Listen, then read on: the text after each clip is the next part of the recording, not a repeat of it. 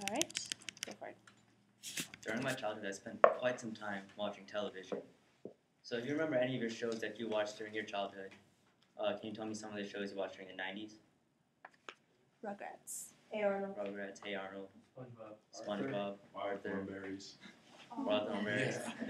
Some of my favorite shows that I grew up watching included the Mighty Morphin Power Rangers, Fresh Prince of Bel-Air, I still watch this show, and The Magic School Bus. But The Magic School Bus was a little different than the rest of the shows. It was the ideal school. And as a child, me and my friends used to always talk about how awesome it would be to have Miss Frizzle teaching our class, or we got on those adventures, like those crazy adventures, field trips, like going to space, going to the depths of the ocean, or maybe even the human body. Just as me and my friends used to idolize about a better class, Dr. Ray Budd idealized about a better school system.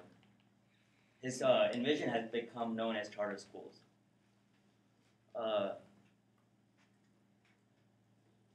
Davis Guggenheim, the director for Waiting for Superman, it's a documentary. It followed the paths of a few students going to charter schools. Guggenheim mentions that charter schools were an experiment during the 90s. The idea behind them was to create a school system outside the district rules and union contracts. They wanted to see, they wanted to know how, they wanted to give them freedom to create a school system and go at it in a way they wanted to go.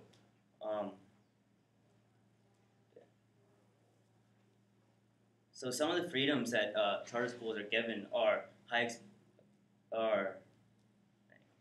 spaced out. It's okay. Can you give me, like, a line? Reset. Sure.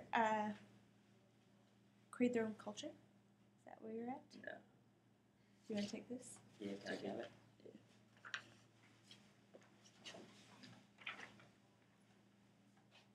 So let me back it up for a second.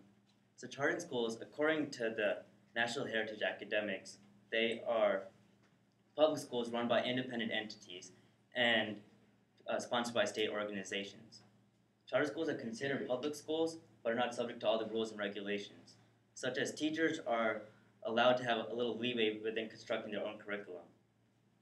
In other words, they are public schools run privately. But what really makes a private school different? So Guggenheim, as I mentioned, is the director for Waiting for Superman. He mentioned that charter schools were an experiment during the 1990s. And the idea behind this was, what if we ran schools outside the district rules or the union contracts? What if we gave them the freedom to do what they wanted to do? The freedom Guggenheim refers to includes charter schools creating their own culture to maximize student motivation. They could do this through having high expectations for the students, discipline, academic rigor, or any method they believe suitable. Even though charter schools are granted freedom from some requirements by the law, they are accountable for student achievement. The requirements for student achievement are dependent on the district the charter school is within. A 2009 report by the Center for Education Reform found that 12.5% of the charter schools opened between 1992 and 2009 have been closed because of academic, financial, and managerial problems. However, there are many successful charter schools. For example, the Rauner College Prep.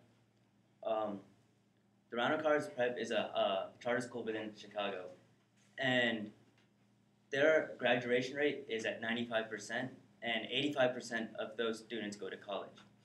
And to put that statistic into perspective, the two neighboring public high schools have a graduation of merely 50% and 67%, which is at least a 40% difference.